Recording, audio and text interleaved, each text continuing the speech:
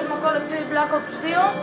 Με λένε Greek XX Percentage 5-6 και σήμερα θα παίξουμε το Call of Duty Black Ops 2 DLC της Barrier. Έχω και δίκιο Mark 2. Αυτό θα το αφήσουμε λίγο τώρα. Αυτό το Reagan Mark το έχω τύχει από το Round 1 και δεν κάνω πλάκα.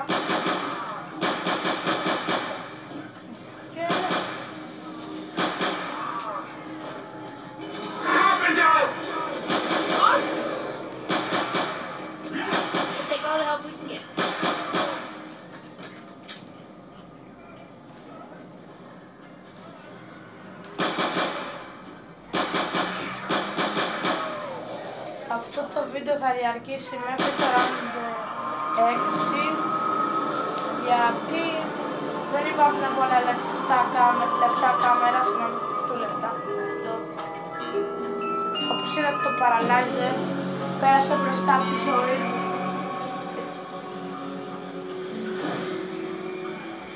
Δεν το πιάσαμε.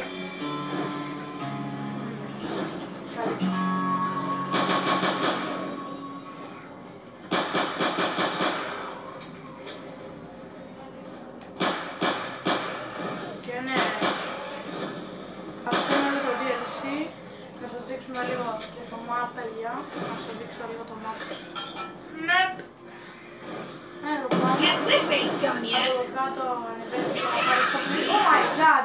Oh my god! Oh my fucking god. Όχι, ήμουν στα trap. Τέλος πάντων. Μην το είσαι τάχιστο.